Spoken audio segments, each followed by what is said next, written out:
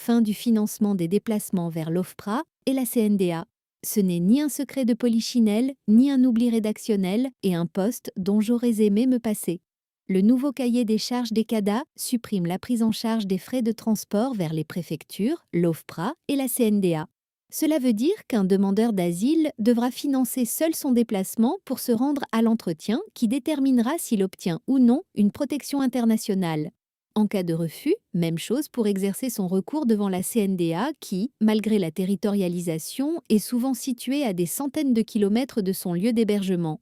Sur le plan juridique, et sans m'attarder sur l'interprétation de la décision du Conseil d'État du 6 mai 2025, des Euro 496 qui est à l'origine de ce changement de paradigme.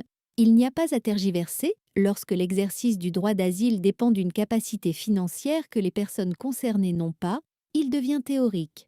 Ce n'est pas une question d'opinion, c'est une question de cohérence juridique. Sur le plan financier, la réalité économique des demandeurs d'asile est la suivante. L'allocation pour demandeurs d'asile est inférieure au RSA. Elle n'a pas été revalorisée depuis 2015, soit plus de 10 ans pendant lesquels le coût de la vie et celui des billets de train ont continué d'augmenter. À titre d'exemple, Madame X vit seule et sans enfant au Cadaïcre, en région stéphanoise. Elle perçoit la somme de 204 € par mois.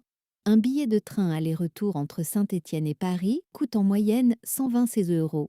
Je vous laisse le soin de faire le calcul pour savoir combien de reste à vivre Madame X bénéficiera le mois de son entretien OFPRA ou de son recours CNDA. Cette mesure pose donc une question fondamentale.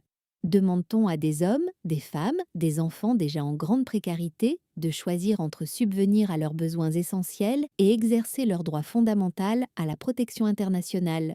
Que pensez-vous de cette vidéo? Partagez vos commentaires et l'avis, cofondateurs et avis. Abonnez-vous à Atlas Avocate pour plus d'informations en droit des étrangers en France. Tito Taradi.